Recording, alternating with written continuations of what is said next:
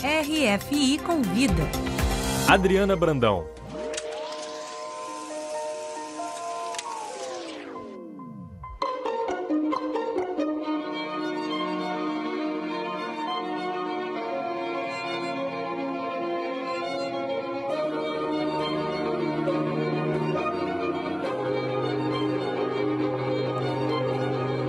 Pedro Salles Santiago é músico, compositor de trilhas sonoras e produtor musical. Ele assina composições originais que dão ritmo a mais de 35 longas e curtas metragens e já foi premiado em vários festivais. Pedro Santiago está em Paris, de passagem entre o Festival Internacional de Curtas-Metragens de Clermont-Ferrand, encerrado no início de fevereiro, e a Berlinale, o Festival de Cinema de Berlim, que começa nesta quinta-feira. Olá, Pedro. Olá, Adriana, bom dia. Muito obrigado pelo convite da RFI. Muito feliz de estar aqui com vocês.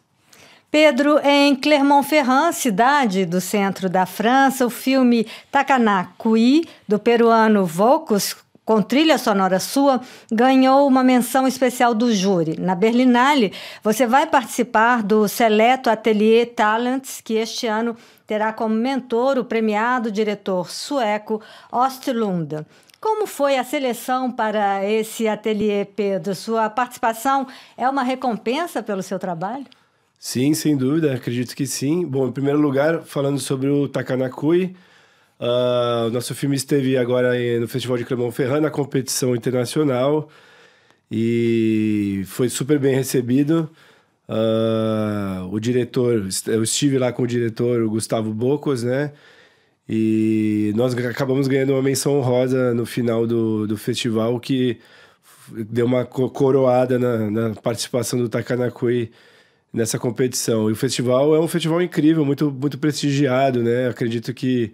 É o maior festival de curta-metragem do mundo. Sim, se não for o maior, está entre os maiores, com certeza. Então, a gente ficou muito feliz com a recepção que o filme teve lá, principalmente, e, claro, com essa menção honrosa que foi a cereja do bolo, né? Agora, a princípio, eu estava vindo... E a Berlinale também é a cereja do bolo? Então, é uma coisa que você perguntou se é um reconhecimento do trabalho, eu acredito que sim, né?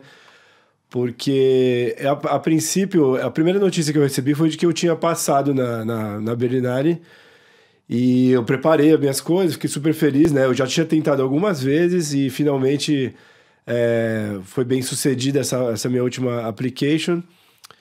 E assim que eu recebi a notícia, eu preparei as coisas para vir para cá.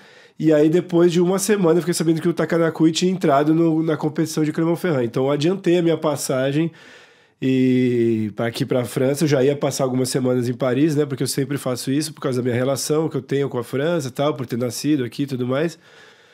Mas acabou que agora estou justamente nesse intervalo entre os dois festivais, o Festival de Clermont-Ferrand e a Berlinale, que está por vir daqui a pouco. Mas sim, acredito que tenha sido uma recompensa ao trabalho que eu tenho feito. E como é esse ateliê? Um ateliê seleto que é ministrado Sim. por cineastas de renome. Exato. A Berlinale Talents, na verdade, é um encontro. Esse ano serão 204 pessoas da indústria cinematográfica que vão se encontrar, essas 204 talents, né, que eles chamam, né, pessoas que eles acreditam, né,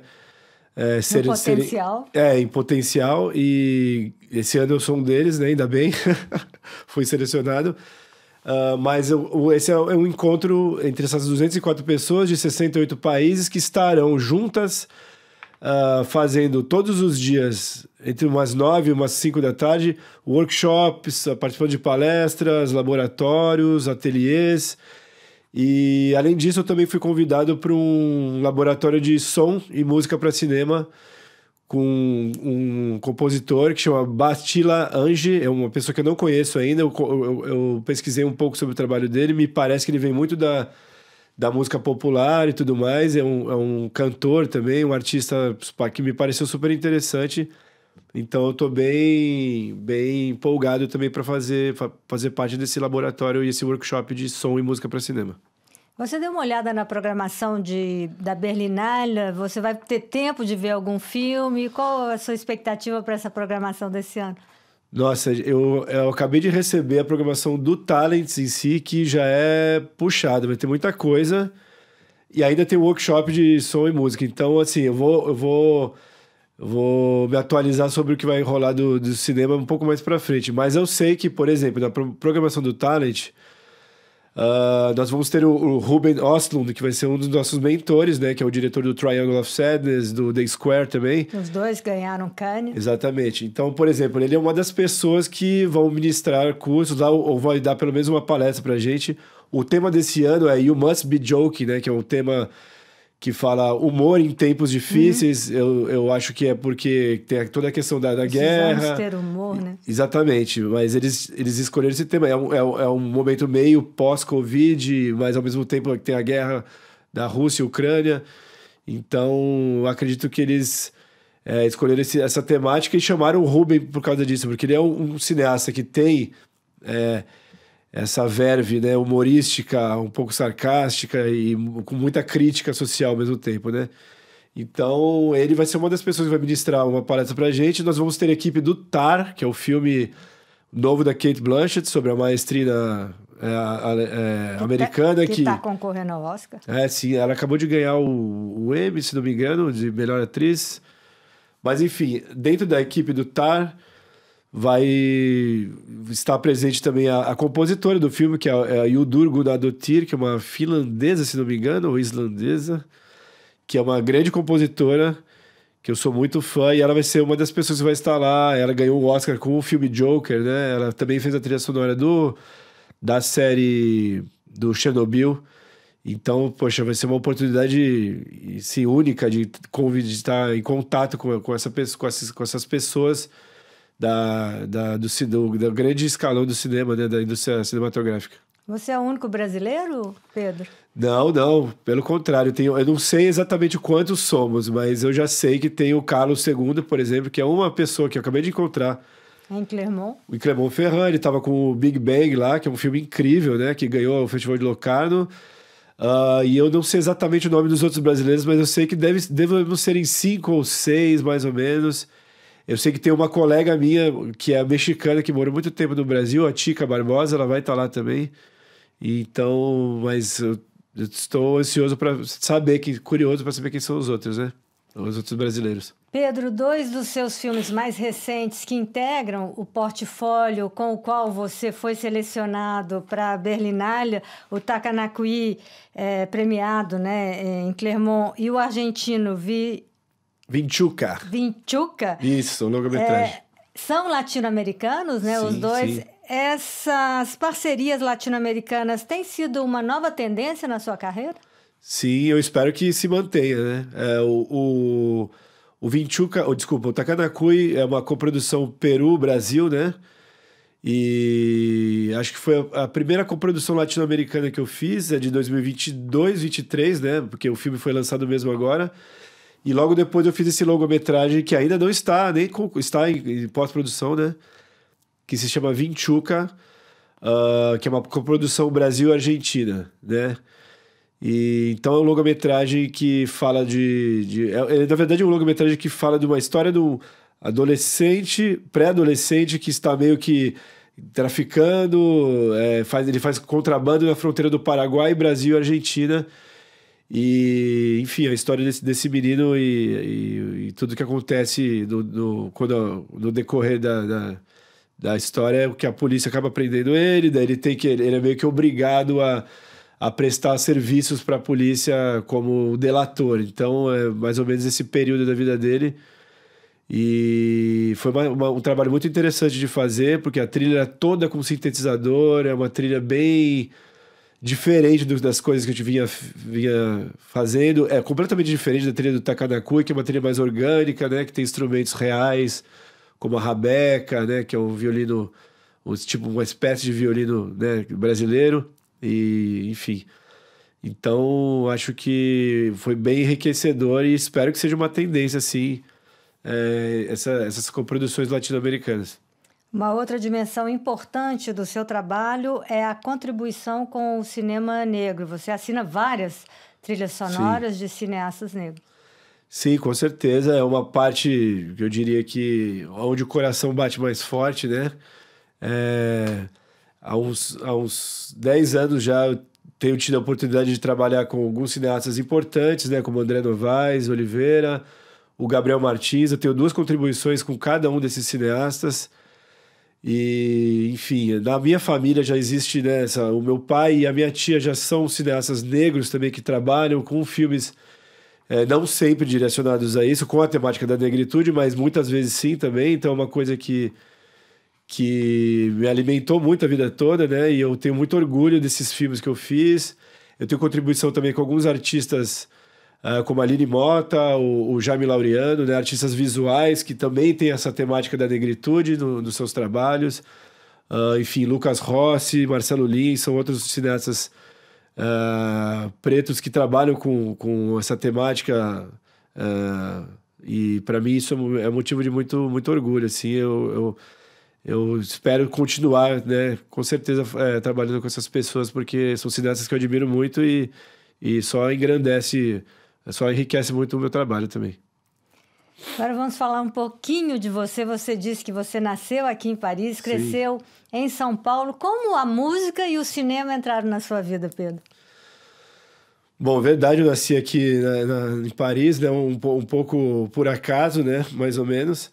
A minha mãe era estudante de ciências políticas, né? E estava cursando o seu pós-doutorado e descobriu que estava grávida. Ela já tinha morado na França uma vez. Aí ela já estava vindo para cá com meu irmão muito pequeno, o meu pai, né? E uma vez que ela descobriu que estava grávida, falou, bom, ele vai nascer na França. E foi mais ou menos assim que eu nasci aqui, né?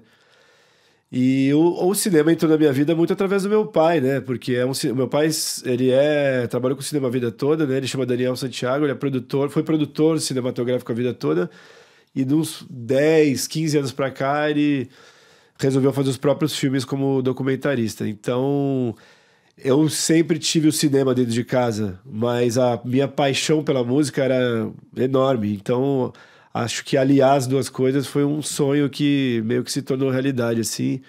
E poder conseguir trabalhar com música e cinema é uma coisa que para mim é muito, muito rica, né? É uma felicidade muito grande, né? Então é justamente isso, ter esse lado que veio do meu pai, a minha tia também, né? Cineasta, Lilian Santiago.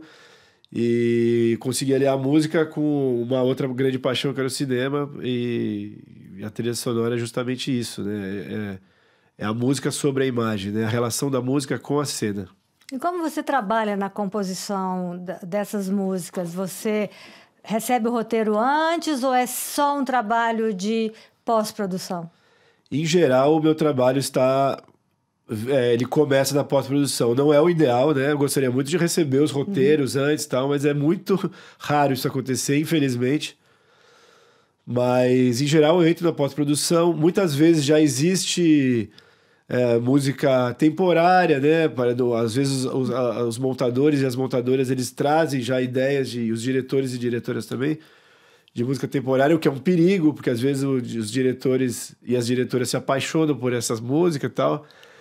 Mas, em geral, eu entro na pós-produção, mas sempre começa com um diálogo com os diretores e diretoras para entender qual caminho a gente vai tomar, qual é essa paleta de cores instrumental que nós vamos usar e o que a pessoa gosta. Muitas vezes, o que ela não gosta é importante também eu saber. E, a partir desse primeiro diálogo, eu começo a testar a minha música em cima das cenas, né? Então, o começo do filme é extremamente importante, porque vai dizer se eu estou indo por um bom caminho ou não. Então, geralmente, as primeiras cenas elas são mais complicadas, elas são um pouco mais demoradas, mas uma vez que destrava essa parte e a gente entende, a tendência é andar com mais velocidade depois. E, segundo você, qual é a importância da trilha sonora para um filme? Bom, uma pergunta bem complexa, né? Mas eu acredito que toda a banda sonora, tanto a trilha quanto o som, elas trazem uma terceira dimensão ao filme. Elas trazem uma profundidade que a imagem por si só não traz, né? Um exercício interessante até, e até pode ser esquisito, mas é de você assistir um filme sem o som. É uma experiência horrível, assim, sem a banda sonora, eu digo sem som e sem música, né? É uma experiência estranha, né? Já se você assistir sem a imagem, alguma experiência você vai ter, né? Acho que é até menos estranho, não sei. Mas enfim, é uma coisa complexa e tudo mais, mas acredito que principalmente essa terceira camada que só a imagem não traz. Então, eu acho que o papel da música e do som é muito dizer o que a imagem não diz e contar e auxiliar a narrativa de uma maneira que traga essa profundidade maior. Então, por exemplo, no caso do Takanakui, é um filme onde tinha uma cena que é um filme que fala sobre masculinidade e tudo mais, mas a ausência da mãe do personagem, do ator mais novo, é mais ou menos de onde veio a inspiração da música, sabe? Então é uma música meio agridoce, sabe? Que ao mesmo tempo tem a lembrança sutil, a lembrança da parte boa da mãe dele, ao mesmo tempo tem a questão da ausência dela, porque ela foi embora por alguma razão que não fica clara no filme. Então, a imagem não conta tanto, mas está presente na música de uma certa maneira. Acho que a gente conseguiu trazer esse lado feminino e essa ausência da mãe dele através da música e tal. Então, acho que a música tem um pouco esse papel e essa importância de aprofundar e dizer coisas que às vezes não estão na imagem, né? Papel essencial que é inclusive recompensado com um Oscar específico. Sim. Pedro Salles Santiago, muito obrigada. Obrigado a você, E uma boa Adriana. Berlinale. Valeu, muito obrigado a você, obrigado à RFI. Espero que eu tenha uma experiência boa na Berlinale e, enfim, que a gente possa nos ver em breve.